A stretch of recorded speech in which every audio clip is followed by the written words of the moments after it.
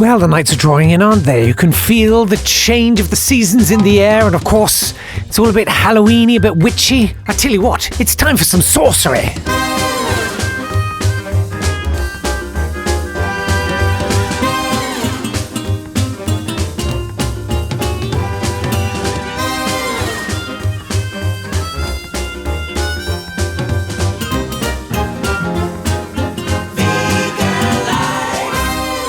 Richard Makin is a returning guest to the show. Richard is a vegan columnist and blogger of School Night Vegan. He's a food stylist, recipe developer, food editor, and my new best friend. He just doesn't know it yet. That's blown it. Lauren Toyota is an author of 2 international best-selling cookbooks, Vegan Comfort Classics and Hot for Food All Day. She's also been on the podcast previously when the guests came up with cinnamon gnocchi. I mean, it was like churros. Gnocchi, it was genius. She's turned that into a recipe and put it on her website, Hot for Food. Go and check it out. And Louise Palmer Masterton hasn't been on the podcast before, but is very, very welcome. She's the founder of multiple award-winning restaurants, STEM and Glory, a hip and trendy plant-based restaurant. I mean, how could it not be? It's a plant-based restaurant. It's so now. All of you welcome, Lauren and Richard. Thank you for presumably forgetting what kind of an experience it was last time. And Louise, welcome for the first time. And I want to start by asking you, this is a question we've been asking lately on the podcast, which is just, what's the best thing you've eaten recently? I'm just curious, have there been any fun new discoveries or any old favourites? Richard, what about you? I just tried, literally like a few minutes ago, a vegan sashimi. No. Like a vegan salmon product. Am I allowed to drop brand names? Yeah, go on, do it. Yeah, of course you can. It's by a company called Z Star. Oh, yeah. And I think it's specifically for like making sushi. And it was a strange but exciting experience. The best ones are. Yeah. Oh, that's amazing. Lauren, what about you? I'm recalling, I just got back from a trip with Richard, actually, and in Switzerland, he had it separately of me because I told him to try it, but there's this product called Vuna, which is like a jar of tuna that I got in Switzerland, and I guess you can get it in Italy and stuff, and it's so realistic. It's better than all of the other tuna products I've had from North America and elsewhere. So that was pretty exciting, and I can't get it again. So I'm reminiscing about that. I've just finished my jar of Vuna as well, this week. It's the best. I mean, have you tried the Marigold little cans of tuna? No. They're about £650 for a small tin, but my goodness me, they're very, very good. If you want like a tuna melt or a tuna sandwich, oh my God, they're really good. Louise, what about you? The best thing I've tried lately is we've been on a bit of an experimentation journey with British peas and pulses, actually. Oh. And we have got, I don't know if you're aware of the multitude of different ancient sort of beans from medieval times that they're growing in this country now. Cooked a very delicious version of refried beans using carlin peas. So they're like little, almost like chickpeas, I suppose. They come in sort of different colours. They're called what, sorry? Yeah. Carlin, Carlin. Wow. Red fox carlin peas, cooked like refried beans. So you cook them up with spices and then you sort of mash them up. So it's kind of almost like a rough paste. Yeah. Absolutely delicious, yeah. That's amazing. Bringing back British peas. That's very cool. Yes. I have to say, Lauren and Richard, watching your Instagram feeds as you, in a very close to Newcastle way, went and cooked pasta in Italy. That was a hard summer for me. Was it a good summer for you? Yeah, that was the most magical time ever. It was incredible. It was hard work, though. I'm not going to lie. It wasn't a vacation, but it was a nice place to go and work till you drop. Yeah. One day, let me tell you about writing the World Music Awards in Monte Carlo. Ooh. That was a nice place to work, but yeah, that we may have to do one like that's behind a paywall or something that's X-rated or something. I don't know. Anyway, Let's get to people's questions. People have been emailing us. It's podcast@veganlifemag.com. If you've got a question about any aspect of vegan food, we'll get it to the right person to answer the question. This is all about sauces. Jamie has emailed saying, what's a tasty base sauce that I can make in bulk and add to a variety of dinners? I love bulk cooking. I'm all about that. Richard, let's start with you. I'm going to argue that you already have everything you need to make a... I don't know why I'm saying this like a hypnotist. I have everything I already need. Your stock cupboard probably contains my new favourite ingredient already for making sauces, which is cannellini beans, tinned cannellini beans. Lauren may have seen me or experienced me professing my love for tinned cannellini beans recently, but basically because they are so high in fibre and they're such a soft bean, they're kind of already kind of mushy. They're halfway there. If you blend them up along with the aquafaba that they're soaking in the can, you basically end up with this really beautiful kind of savoury cream sauce. And you can add all sorts to it. You can add nutritional yeast, onion powder, garlic powder, whatever. And but I just like to blend it up as is and then add it to kind of like a vodka sauce or like a pomodoro. And you get it's just amazing. It's basically instant access to vegan cream sauce, and it's way better than cashews, obviously, because you don't have to soak everything in advance and all of that kind of jazz. Not as many air miles and all of that sort of stuff. But yeah, that's my secret weapon when it comes to sauces ready to go. Wow. A can of cannellini beans. Lauren, what about you? Yeah, that is a genius idea from Richard, because I used to do cashew or tofu cream sauce, which is still a staple. I still use it. But another one you can do with kind of pantry staples is you can thin out tahini. And so tahini with lemon juice and maybe some tamari or aminos, some nutritional yeast, and a little bit of ACV, salt and pepper is a good base. That's just good on its own on pasta with peas. And you can kind of add to it throughout the week. So if you want to make it more acidic, you can add more acidity with lemon juice.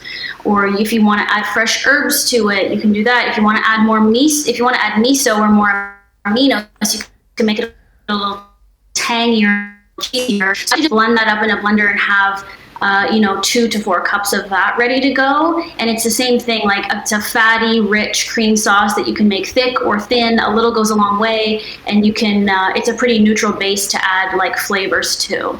Yeah, and I guess it will keep for a little while in the fridge too, huh? It will, yeah, and you can even do salad dressing. So you can take a tablespoon of the thicker kind of cream sauce, thin it out with a little bit more olive oil and lemon juice, and then you have a creamy salad dressing too.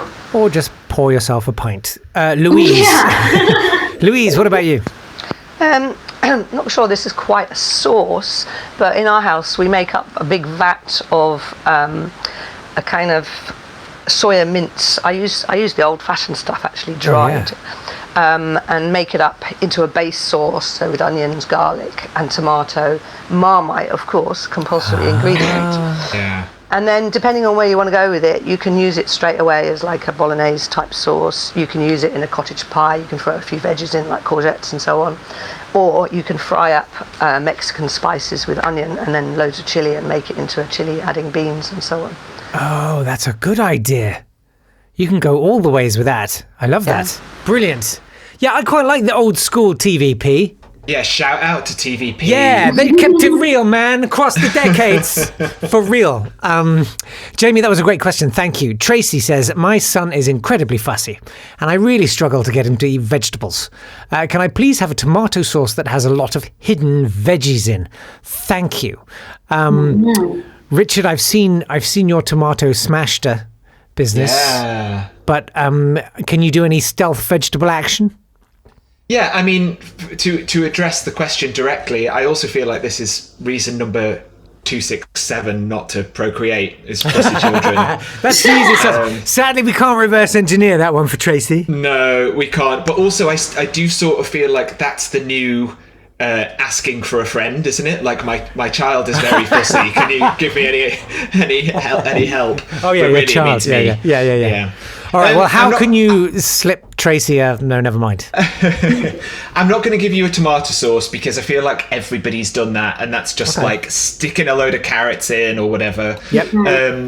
I really like to make a mac and cheese sauce out of butternut squash, so roasted butternut squash. And I feel like if we are talking about a child here, like which child doesn't love mac and cheese? Yeah.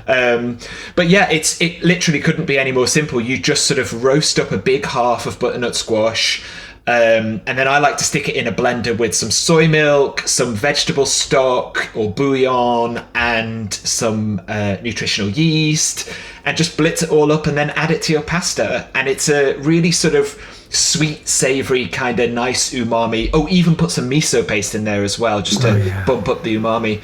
And it's all vegetables. You're basically like pouring soup on your pasta, so it couldn't be any better. Maybe a bit of sage in there as well, something like that. That sounds great. I love macaroni. I mean, my son loves macaroni. Oh, never mind, too late. Louise, what about you? Well, I do have 2 children, and I have snuck quite a few vegetables into their food over the years. Not sure I would have got away with the previous one, though. They would have definitely detected that, I think. But, yeah, I mean, sorry, boring old tomato, but basically, you know, red pepper, carrots, aubergine, courgettes, onions, garlic, roast them first in the oven with whole plum tomatoes out of a tin. Stick them all in together, roast them, and then blitz it all up. Bit of tomato puree, they will not notice at all. That is a top tip for a busy parent too. Lauren. Yeah, I mean, I make bolognese with mushrooms and carrots, zucchini, celery, onion. So those are all hidden vegetables. You can thin it out more with more canned tomatoes if you want to make it more tomatoey, because my bolognese isn't totally tomatoey, it's more mushroomy. Mushrooms can be hit and miss with kids, but I think you should try to start them on it, and if you can kind of hide them, then they don't think they're weird. So these are really, really, really tiny pieces in a food processor, so you don't notice, but you do get a lot of flavor out of it. So that's one thing, definitely like hide mushrooms in there because they're so good for you. And then similar to what Richard said, like I do cheese sauce as well with potatoes and carrots, and you can also do white potato, sweet potato, or you can even do a cauliflower sauce. You can do like a white cauliflower sauce. Cauliflower is like a weird vegetable that kids don't want to eat, but if you roast it and add flavor in there and then blend it, it turns into a really nice creamy Alfredo-ish or, you know, primavera type sauce for pasta, because I do find every kid I know just wants to eat noodles. So if you can cover the noodles in fiber, or even get fiber noodles, you know, they have these lentil noodles now and stuff like that. I mean, that's the better route as well. That's a really good idea too. Yeah. Very good. Tracy, good luck to you. And wink, wink, your kid. Sophie says, can I please have some tips on how to make a delicious chimichurri? Do you add lots of oil in, like the recipe suggests, or do you get your fat another way? Well, let me tell you. Oh, when I see half a cup of oil, I think, yikes! Well, I think, drinkies. First of all, what is chimichurri, Lauren? Let's start with you. Well, I made chimichurri, but that's not like I'm part of its traditional culture or anything, but it is just like parsley, cilantro. It's a very herby, kind of spicy. Would you call it a sauce, or is it more like a relish? Or like a salsa. It is a condiment. Yeah. A salsa, yeah, because it's garlic, onion, parsley, cilantro. I mean, you can really kind of do it with any herb, but mine has parsley, cilantro, and it needs the oil personally. Often you're eating it with stuff where it would warrant having that extra virgin olive oil, and it's extra virgin olive oil, so it's really like, I wouldn't be afraid of it personally. And you're not drinking the whole cup of it. You're serving it amongst 6 to 8 plates or something. So you're only getting, you know, a tablespoon, which is totally fine. So that, yeah, I don't know. I don't have a solution for really replacing the oil, but I guess you could just divide it in half and add something like, again, I go to tahini because it's sort of neutral. Again, it's not traditional, but at least you're getting a different fat if you're okay with like that sesame seed butter fat. and make it a little creamy.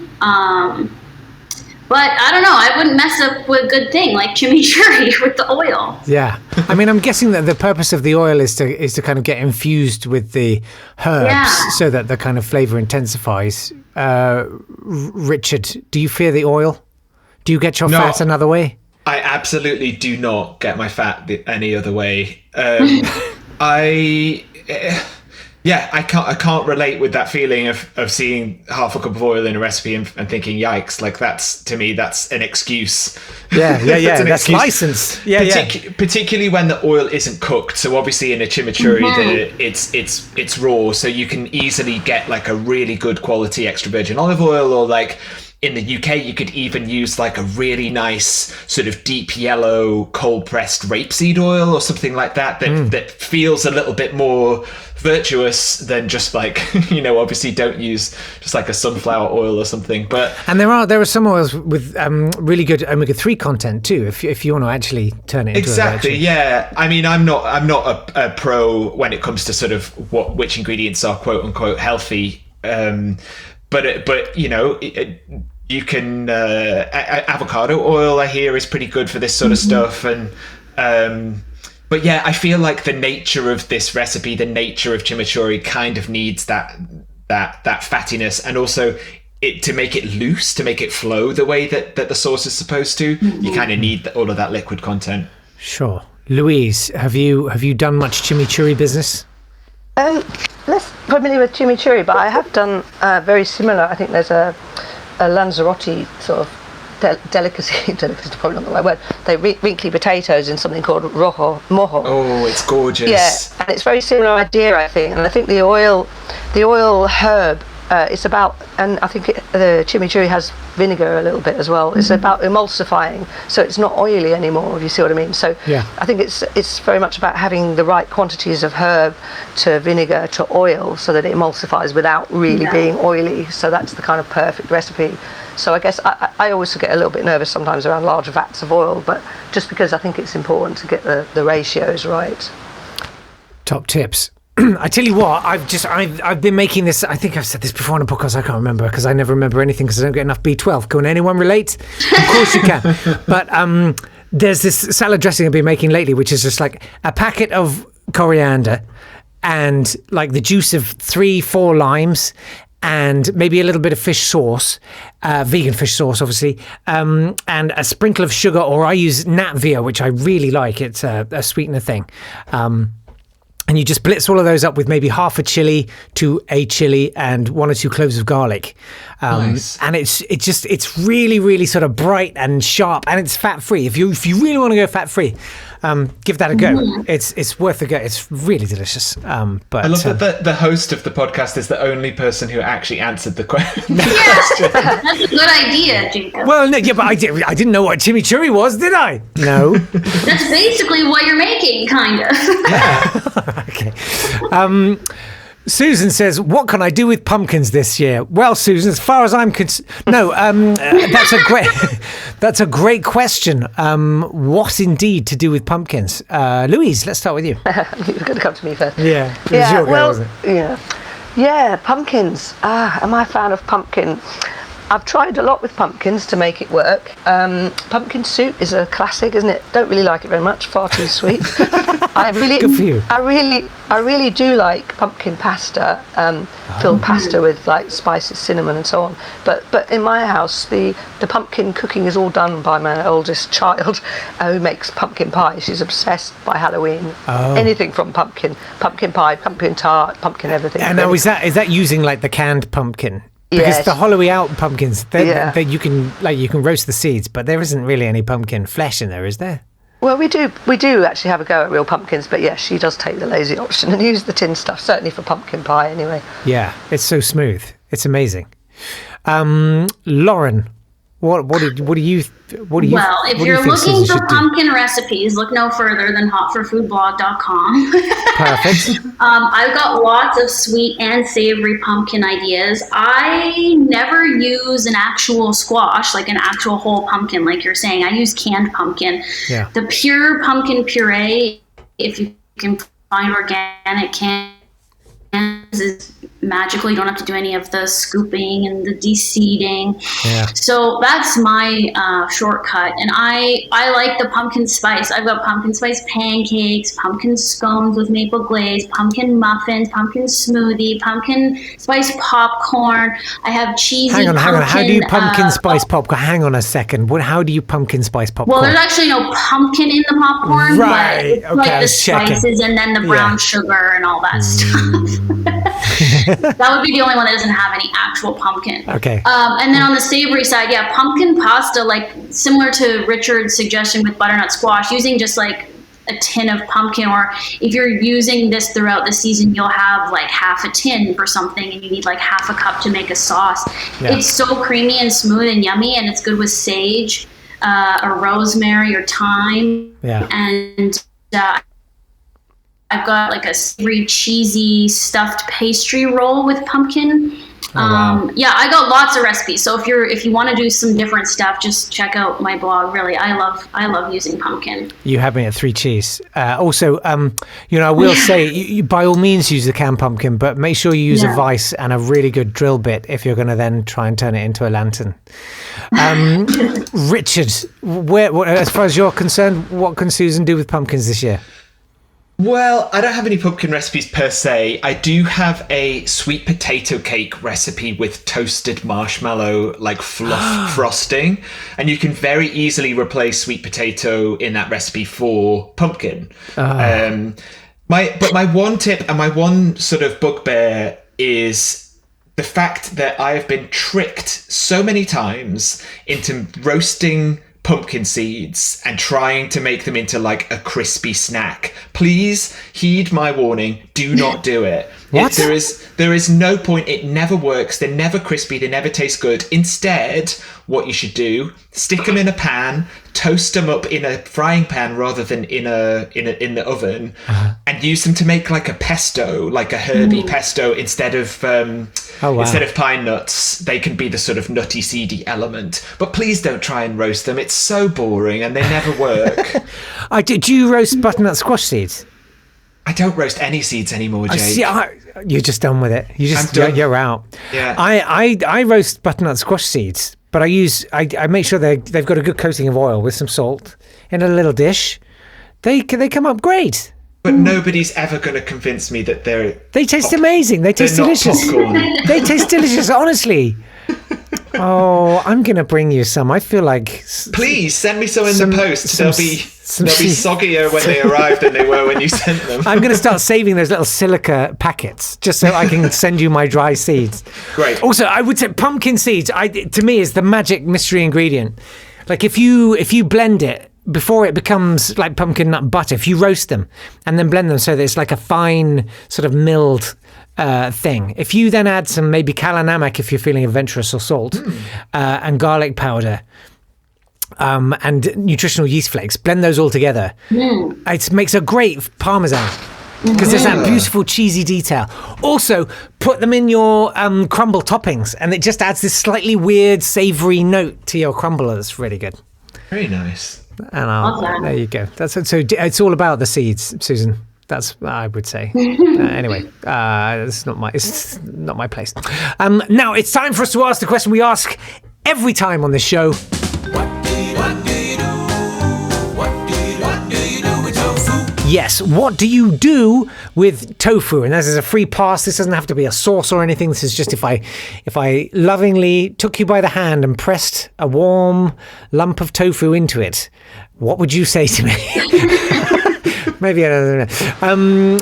Now, Lauren and Richard, I've asked you before, so I'm going to let you swerve it if you want. But if you've got some thoughts, do share. What did Lauren. I say last time? Do you remember? No, but I haven't got enough B12 in my system. This isn't about you or your answer. I love tofu so much, and I just love frying it. And I probably said this last time, but I just got an air fryer in the last year, so now I just put it in the air fryer, and it takes 5 minutes to get it crispy. It's amazing. Ooh. So that's my favorite thing to do, and then I just put it on everything. I make pho, I make bowls, I make whatever, and then the fried tofu's in there. Yes, good. Richard. I do have a second suggestion. Yes. And it is a sauce, essentially. Oh, wow. But So basically, I have a vegan mozzarella recipe online that has done the rounds. Everybody loves it. It's very attractive. You can also just take silken tofu, like a full block of silken tofu, a couple of tablespoons of tapioca starch, and then all of your cheesy flavors. So the nutritional yeast, a little bit of apple cider vinegar, salt and pepper, whatever. Would you do a tiny bit of lactic acid? You can if you've got it. Yeah. But if not, don't worry. Stick to apple cider vinegar. Blend it all up and then cook that in a pan, whisking it constantly. And it creates this beautifully textured mozzarella alternative. And Amazing. Your only liquid comes from the silken tofu. So it's beautiful and clean and white and looks just like mozzarella. It's really good. Oh, wow. That's a top tip. Louise, what do you do with tofu? Well, like Lauren, I'm a big fan of tofu. Actually, always have been. Also love to cook it in the air fryer. But at Stem and Glory, we've been experimenting quite a lot lately with silken tofu. So we have a staple sauce on our menu at the moment for a homemade Swede gnocchi dish. Oh, wow. Which is, it's like the creamy pasta sauce, but it's made with silken tofu, and then it's got all the anchovita, yeast flakes, and the cheesy type flavourings to it. It makes a really, really rich, luscious sauce. And then recently we've outdone ourselves even. We've been trying to make an omelette, like resembling a French omelette, anyway, like a traditional, because we're about to launch breakfast at our new site. Oh. So we're trying to make like a French omelette. You can have a variety of different fillings in, like the old traditional style. And using silken tofu, a bit of chickpea flour, corn flour, some plant milk, and then again anchovita flakes, onion powder, a little bit of turmeric, quite a thick batter. We've managed to get it to set, looks and tastes just like omelette. Stupendous. Wow. Lovely answers. Thank you. Let's get back to the saucy business. We've had more emails. Tierney says, I went to an Iraqi restaurant in London, which was so amazing for vegan food. Anyway, they had this sauce called Amber sauce. That's AMBA. It's almost like that popular chutney you get at Indian restaurants with the pickled lemons, except this is with pickled mangoes and limes, and all the ingredients are blitzed into a smooth, creamy dip. I had it with an aubergine kebab. It was delicious. Oh, that's just a gleek waiting to happen, I think. Has the panel come across this sweet and savoury sauce? Have you, Louise? Hand on heart, no, but I am going to try it now. Yeah. Obviously, have tried, mango is a great, like mango salsa is a great accompaniment to savoury dishes. But no, that sounds absolutely delicious, and I shall be Googling it right after this podcast. Yeah. Lauren, have you had amber sauce? No, same. I'm going to Google it. Well, I'm Googling it now. And, I make a mango chutney to go with some homemade samosas. That's as close as I've gotten. And when I eat Indian food here in North America, you get like a mango chutney, but not anything as luscious as what that one sounds like. Yeah, it does sound good. Richard, have you had amber sauce? No, I've not. And this is really what I've missed most about eating out at restaurants since lockdown began, is just finding these things that make you go, oh my word, people have been living this life without... You never told me. Yeah It does sound a little bit like something I've tried at an Eritrean restaurant before. There's a beautiful Eritrean restaurant in Brixton, just near Brixton in London. And I used to spend pretty much all of my money there, and they had a very similar thing, but definitely not the same. Yeah. If it's creamy, I wonder if it's got tahini in. I'm gonna put my money down that there's tahini going on in there. And Tierney, thanks so much for that email, because I feel like really, rather than a question, it's more of a comment than a question, and I loved that. You can always send, if you basically want to say, I found this thing and it's really great, please do. It's podcast@veganlifemag.com. Kay says, what chocolate do people use for chocolate sauce? Lauren? Oh, I just buy baker's chocolate, semi-sweet baker's chocolate.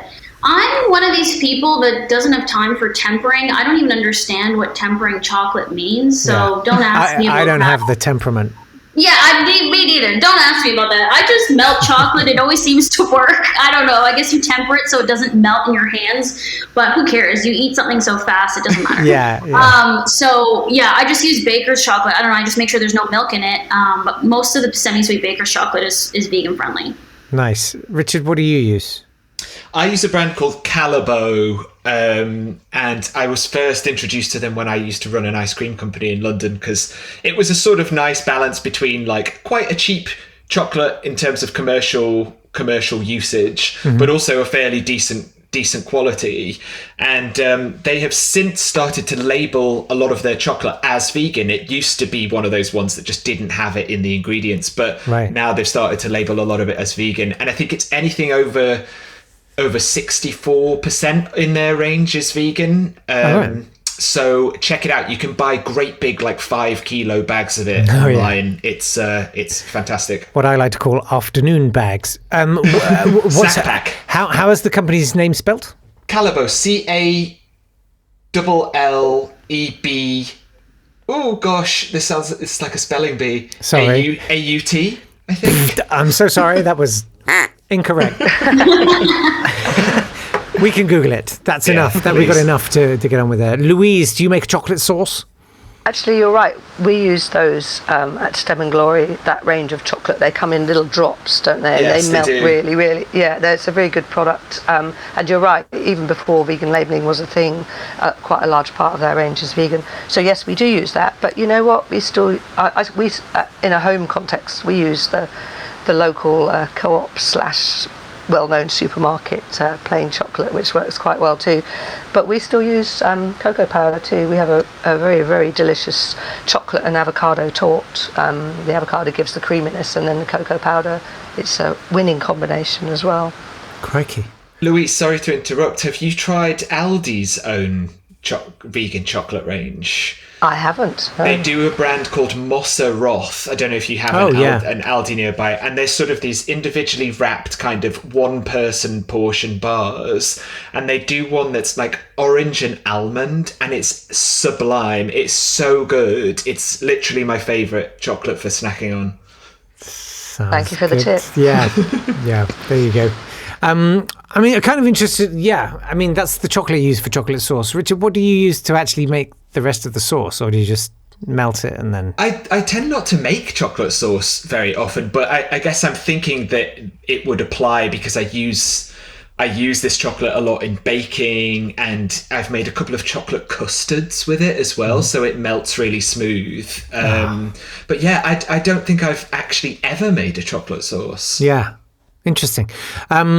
Stuart says, can I have some tips on making baba ganoush? Oh, yeah. What spices go in, and how can I cook it without an open flame? Richard? I'm actually going to have to defer on this because I've never made baba ganoush in my life. I am an absolute manic lover of baba ganoush, and I feel like I want to preserve its perfection and the mystique. Yeah, I want to leave some things to the imagination. You don't want to end up in one of those relationships with baba ganoush where it's just about the drudge and the washing up, and you're just bickering. No, we're too special for that. Yeah. So me and baba ganoush, we're on a strictly store-bought basis. Just lovers holding hands on the beach. Exactly. Okay, I got all the mystery. Louise, do you make a baba ganoush? I do make a mean baba ganoush, and I do it without an open flame as well. I always have done. So we do not cook on gas at home. Richard, put your fingers in your ears. So basically, get your aubergines. You need to prick them with quite a few, using a fork, holes on them so they don't explode in your oven. Whack the oven up as high as it will go. Line a tray with foil. And then, you need quite a lot of aubergines when you're doing baba ganoush. I would do at least 3 or 4 in a batch, and sort of line them up side by side with the bit that you've pricked holes in at the top. And then you basically bake them open, don't wrap them in the foil, in the oven for an hour on a very high temperature, and then you will get exactly the same effect as if you do them on a flame. Just get them out of the oven after an hour. You can wrap the foil over them whilst they cool down a bit. Do you want the rest of the recipe? Sure. Okay, so then basically once they've cooled down, you can sort of unwrap the foil, and you'll find that you slit the aubergines down the middle, and the skin will kind of come away quite easily, and you'll be able to scrape the innards out with a spoon. Now the important thing is you get the scrape right up as far as you can to the skin, because that's where the smokiness will be, and then the bit right next to the skin. You want to kind of drain off excess liquid from it. So put it into a bowl, the flesh, and then drain off excess liquid. So just, you'll see it will kind of start to separate. And then that goes into the blender. And then you want to blend that up with some garlic and lemon. Lemon's very important in a baba ganoush. So crushed garlic, lemon, blitz that up a bit. Once that's blitzed, then you want to add some tahini. And then you want to emulsify a little bit more at the end with drizzling some olive oil whilst it's turning around. That's it really. I mean, obviously I just sort of make it on the fly because I've done it before, but obviously Google a recipe, it'll be similar to that. But it's about the balance of flavour with the garlic, the lemon and the tahini for me with a good baba ganoush, and obviously that smokiness is important as well. But really, Richard, it's just about that special spark. It is. You can't put words on love. You can't put it in a box. Maybe in a jar. Lauren, I mean, do you have anything to add to that? That was pretty comprehensive from Louise. No, I have zero to add. I've never made it. Eggplant is my nemesis. What? Okay, But- you know how I feel about tempeh. I know. The diametric opposite of that is how I feel about eggplant. I'm getting hungry listening to Louise talk about how to make that, and I want to make it. It's just when I've had really good baba ganoush from, like a Lebanese restaurant or something, I'm like, I just don't think I could make this at home. So like Richard, I'm not going to bother. But I find when I try to do stuff with eggplant, it doesn't always really work that well. You got to get it so buttery and stuff. So anyway, I might try Louise's idea. But can I also go back, because I was Googling amba sauce, and apparently Trader Joe's had or has a packet of it. What? So that's crazy. Okay. Well, look, we'll make sure we finish this before Trader Joe's closes. In fact, we're very nearly there. I think we've only got one question left from Dawn, who says, how does everybody make their vegan roast dinner gravy? Oh, that's an excellent question. Lauren, let's start with you, because I'm always keen to find out about American gravy, which can be kind of funky and different from British gravy. Yeah, I think we're on different gravy trains. Yeah, I don't. I have two. Okay, so the classic is a mushroom gravy. Mushroom gravy can be delicious, but I upgraded a few years ago when I made like a whole roasted cauliflower and basted it in this dark gravy that didn't have mushrooms, and it tasted so savory and yummy and just like the holidays. So mine is it's just like tamari, a little bit of Worcestershire, tahini goes in there to thicken it and make it a little creamy. You just put tahini in everything. I put tahini in a lot of things. Do you brush your teeth with tahini? Be honest. It's probably quite abrasive. Yeah, it's probably quite good.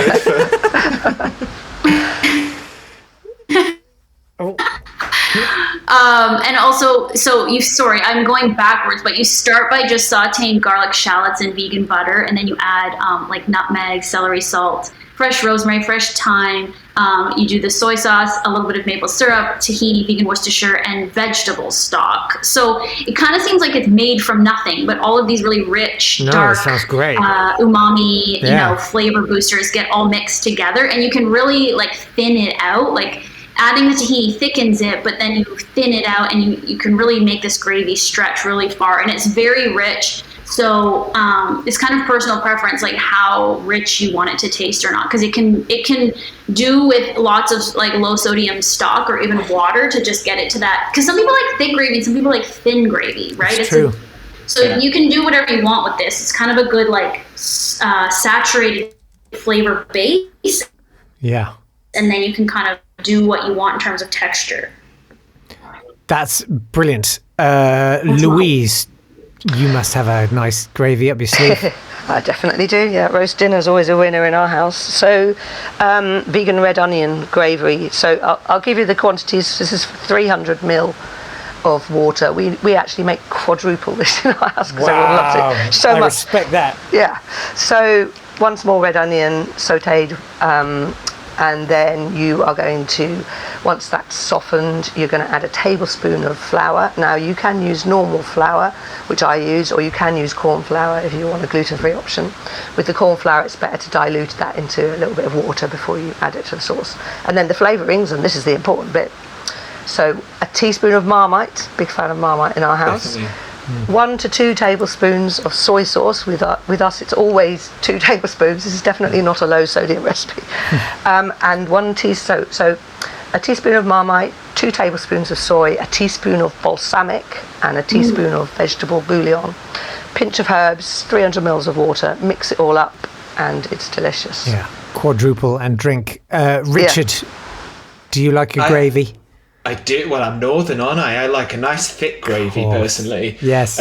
I've got 2 answers for you, though. The first is to do it properly. I have an actual proper recipe on my blog. And it's sort of similar to Louise's in that I also use a lot of Marmite and a lot of soy sauce, but I also use damson jam. If you can get hold of damson jam, oh wow, perfect. If not, blackcurrant works really well. But it just sort of adds that sweet, salty balance to the gravy, and it's a similar process. You fry everything off and you add the flour and stir everything in, and then add all of your liquids in there. But I also have to shout out Bisto, Red Bisto, because Red Bisto is vegan, and it took me years to figure out that was the case. Yeah, and it was the only gravy I ever had as a child, so it still has that really nostalgic feeling to me. And what my mum always used to do, and still does to this day, is she made a vat of Bisto for every single meal, but would then stir like a huge tablespoon of crunchy peanut butter into the gravy. Yeah, that's genius. And it's absolutely stunning. It really, obviously, it adds a bit of texture as well. Yeah, but it would slightly kind of what's the word? It would sort of make it smooth. It would take the kind of edge off it a little. It makes it creamy. It almost makes the gravy taste like a nut roast. It's incredible. It's you've got to try it. It's really good. Dynamite. I will see your Bisto. I'll raise you or Gran, who make the egg replacer that we all used for years and years. It was called No Egg. And you look on the ingredients and it just says no egg. But they also make a gravy mix. This is, again, if you haven't got the time or inclination, their gravy mix is vegan and it's really good. It's just got a nice it's full-bodied, it's rounded. It's not, like some of them are just kind of salt. They're basically salt. A bit one-dimensional. Yeah. Or Gran, I'm a fan. But all of those were such great answers. Thank you all so much. And in fact, thank you for all of your answers, because we've got to the end of the podcast. Before we go, tell everybody where they can find you and your stuff. Richard, let's start with you. You can find me on my blog, which is schoolnightvegan.com, but you can also find me at schoolnightvegan on Instagram, TikTok, Twitter, I think. But yeah, mostly just Instagram. Amazing. Lauren? Yeah, hotforfoodblog.com is the site, and then I'm at hotforfood on Instagram and at Lauren Toyota if you want to see pictures of my pets. Of course we do.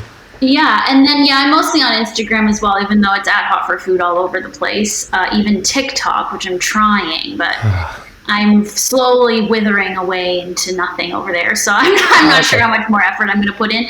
And the 2 cookbooks, like you mentioned, if you just go wherever books are sold, I've got 2 great vegan cookbooks, comfort food, lots of sauces in the back chapters to get you through the day. Beautiful. And Louise, what about you? Yes, well, you can find Stem and Glory bricks and mortar restaurants, one in London near Barbican, and the other one in Cambridge, right next to Cambridge railway station. We're going to be opening a 3rd site in London very soon. Stem and Glory is a very individual name, so across the board on all the social media, it's Stem and Glory for all of them. Brilliant. Well, we shall go and check everything out. Thanks to all of you so much for that. Don't forget, you can email your questions to podcast@veganlifemag.com. Veganlifemag.com is where you can buy a subscription to the magazine. There is a magazine too, Obviously, it's much less successful than this podcast, but, they're coming along very well. Or you can just go to a shop and buy it. There's even an app for it.